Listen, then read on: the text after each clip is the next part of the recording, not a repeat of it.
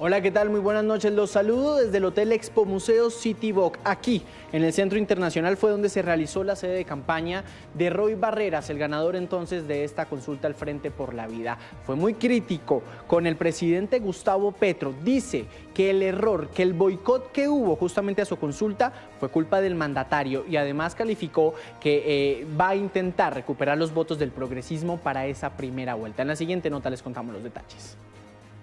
Abajo y en el centro. Para Roy Barreras, el responsable de no alcanzar ni siquiera el 500.000 de votos en la consulta del Frente por la Vida fue el propio presidente Petro. Un error estratégico, presidente Petro, te lo advertí. Abandonar el escenario de las consultas y desestimularlas implicaba dejarle la cancha libre a la derecha, que se la tomó. Y por eso hoy el dilema entre los dos extremos sigue sin resolverse. Y por eso ha crecido, es la verdad, una opción de una derecha que parece suave, que parece inofensiva, que va a intentar atraer el centro. Con el resultado de esta noche, Roy Barreras se desmarca del presidente Gustavo Petro y busca llegar a una primera vuelta con lo que él llama el progresismo, un progresismo separado de los extremos. Fue un error evidente haber abandonado la cancha, pero en la primera vuelta nadie podrá abandonar la cancha. Y tenemos 3 meses de aquí a ella para que los colombianos decidan si es cierto que es posible un progresismo con las instituciones, un progresismo sin miedos, un progresismo que no genere temor y un progresismo que garantice que las reformas se hagan y se aprueben.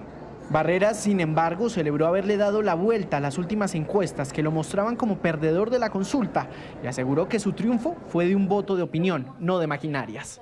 Quedó también en evidencia que las elecciones presidenciales son de opinión, no son de estructuras, como se cansaron de repetir en una campaña de difamación, de infamia, que todavía hoy avanza. Contra viento y marea gané esta consulta, contra viento y marea le construiré una alternativa a Colombia de centro que permita que no caigamos en extremos. Daniel Quintero, quien quedó de segundo en esta consulta, dijo desde Medellín que el gran ganador es el Pacto Histórico y Gustavo Petro. Quiero felicitar a Roy por su triunfo. Lo acompañaré como ordena la ley. Espero que nos lleve a un proceso de unidad. El ganador de esta consulta, hay que decirlo de forma clara, es el presidente Petro y el Pacto Histórico. Pueden contar conmigo. Mi objetivo será siempre el mismo. El ganador de esta consulta descartó que Daniel Quintero, segundo en la votación, fuera su fórmula vicepresidencial. Roy Barreras mencionó además que mañana inicia la campaña presidencial, ya va directo a primera vuelta. Descartó, por supuesto, Daniel Quintero como su fórmula vicepresidencial. Va a intentar recoger los votos, según él, del centro, del progresismo, de los que además votaron en la consulta de Paloma Valencia, que la dio como ganadora, y que va a recoger estos votos para llegar fuerte a la primera vuelta. Esas fueron las declaraciones, por supuesto, de Roy Barreras, el ganador de esta consulta del Frente por la Vida. ¿Qué es el otro candidato? Roy Barreras, Camila. Eso lo que demuestra Jorge Alfredo Gabriel es que la izquierda, el sector del presidente Gustavo Petro, no está dividida como se hizo creer por cuenta de Roy Barreras y de Daniel Quintero. Se cerraron filas en torno a Iván Cepeda y uno no sabe a qué se dedicará Roy Barreras de ahora en adelante. Pues dice que va a primera vuelta, pero ya sabemos que las votaciones no lo acompañan. Pero fíjese, Camila, que hay un hecho también interesante y esta consulta era un medidor para saber la verdadera capacidad de movilización de Roy Barreras de estructuras políticas que ya puede que no le sirvieran en primera vuelta, pero que sí le servirían al progresismo y a la izquierda en una primera vuelta y en una segunda vuelta. Lo que hoy queda demostrado es que la capacidad de movilización de esas fuerzas políticas tradicionales no se hizo pesar y por ende lo que tiene la izquierda está todo afincado en Iván Cepeda. Eso es bueno porque consolida a Iván Cepeda como el único candidato del progresismo, pero también demuestra que de pronto hay un límite en la capacidad de subir y de acceder a otros sectores políticos distintos. El presidente Gustavo Petro, cuando se eligió con un gobierno de coalición con otros partidos y a lo largo del tiempo fue radicalizando su discurso y se fue centrando más en sus propias bases en la izquierda. Tal vez este resultado de Roy Barreras le da la razón al presidente Gustavo Petro y ya decir, hoy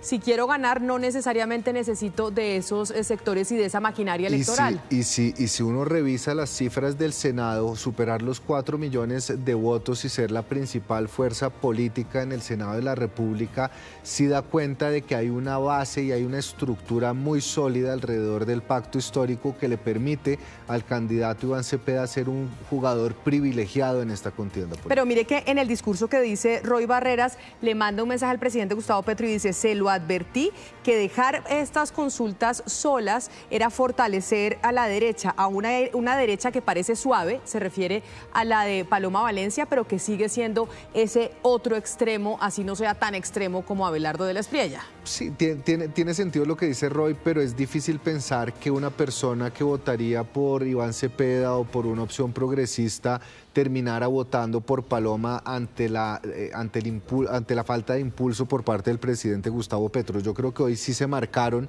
y la consulta de la gran consulta con Paloma Valencia a la cabeza sí representa un elector fundamentalmente de oposición al gobierno. Es decir, esa consulta no le robó ni un voto a las consultas de la izquierda. Entonces ahí es donde yo creo que hace agua el argumento del... Y creo que si hay un departamento o una ciudad que respira tranquila, sobre todo por cuenta de unos resultados de esta consulta, es el departamento de Antioquia, en donde hay bastante animadversión hacia Daniel Quintero. Entonces aquí el tema de Daniel Quintero y sus resultados también dejan por lo menos a ese departamento, en donde hubo tanta animadversión hacia el exalcalde de Medellín, un poco más tranquilos. Sí, seguramente, aunque yo le confieso, Camila, vi durante esta campaña muy desganado a Daniel Quintero. Uno no lo veía haciendo una campaña para ganar una consulta.